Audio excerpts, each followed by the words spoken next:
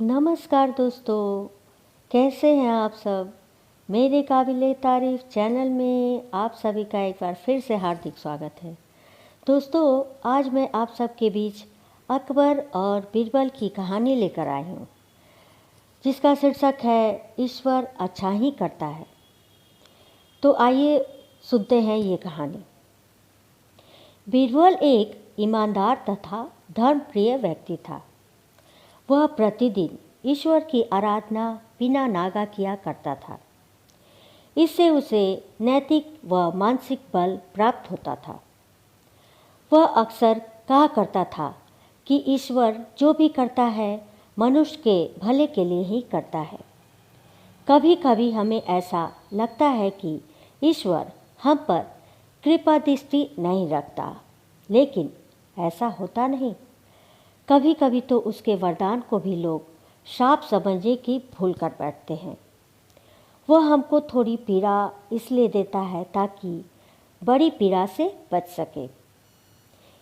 एक दरबारी को बीरबल की ऐसी बातें पसंद न आती थी। एक दिन वही दरबारी दरबार में बीरबल को संबोधित करता हुआ बोला, देखो ईश्वर ने मेरे साथ क्या किया। कल शाम को जब मैं जानवरों के लिए चारा काट रहा था तो अचानक मेरी छोटी उंगली कट गई। क्या अब भी तुम यही कहोगे कि ईश्वर ने मेरे लिए अच्छा किया है? कुछ देर चुप रहने के बाद बोला बीरबल, मेरा अब भी यही विश्वास है, क्योंकि ईश्वर जो भी करता है मनुष्य के भले के लिए ही करता है। सुनकर वह दरबारी नाराज हो गया कि मेरी तो उंगली कट गई और बीरबल को इसमें भी अच्छाई नजर आ रही है। मेरी पीड़ा तो जैसे कुछ है ही नहीं। कुछ अन्य दरबारियों ने भी उसके सुर में सुर मिलाया। तभी बीच में हस्तक्षेप करते हुए बादशाह अकबर बोले, बीरबल, हम भी अल्लाह पर भरोसा रखते हैं, लेकिन यहाँ तुम्हारी बात से सहमत नहीं। इस दरबारी के मामले में ऐसी कोई बात दिखाई नहीं देती जिसके लिए उसकी तारीफ की जाए। बीरबल मुस्कुराता हुआ बोला, ठीक है जहाँपनाह, समय ही बताएगा। अब 3 महीने बीत चुके थे। वह दरबारी जिसकी उंगली कट गई थी घने जंगल में शिकार खेलने निकला हुआ था। एक हिरण का पीछा करते हुआ भटककर आदिवासियों के हाथों में जा पड़ा।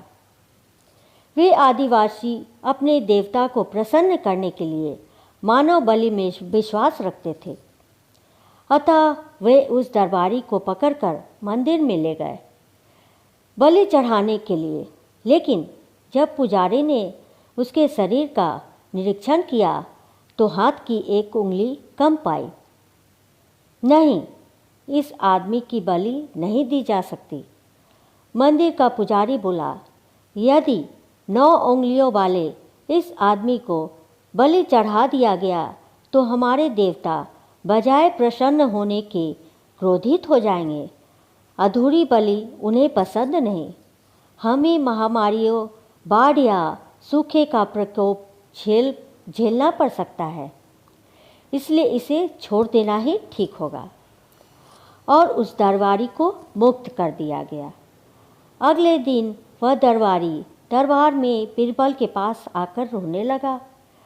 तभी बादशाह भी दरबार में आ पहुँचे और उस दरबारी को बीरबल के सामने रोता देखकर हैरान रह गए। तुम्हें क्या हुआ, क्यों रो रहे हो? अकबर ने सवाल किया। जवाब में उस दरबारी ने अपनी आप बीती विस्तार से कह सुनाई। वह बोला, अब मुझे विश्वास हो गया है कि ईश्वर जो भी करता है मनुष्य के भले के लिए ही करता है। यदि मेरी उंगली न कटी हुई होती तो निश्चित ही आदिवासी मेरी बलि चढ़ा देते। इसलिए मैं रो रहा हूँ, लेकिन ये आंसू खुशी के हैं। मैं खुश हूँ क्योंकि मैं जिंदा हूँ। बीरबल के ईश्वर पर विश्वास को संदेह की दृष्टि से देखना मेरी भूल थी। अकबर ने मंद मंद मुस्कुराते हुए दरबारियों की ओर देखा जो सिर झुकाए चुपचाप खड़े थे। अकबर को गर्व महसूस हो रहा था कि बीरबल जैसा बुद्धिमान उसके दरबारियों में से एक है। तो ये थी आज की कहानी। आपको ये मेरी कहानी कैसी लगी? कमेंट बॉक्स में कमेंट कर ज़रूर बताएं। मेरे चैनल को सब्सक्राइब करना तो बिल्कुल ना भूलें और लाइक और शेयर तो ज़रूर करें।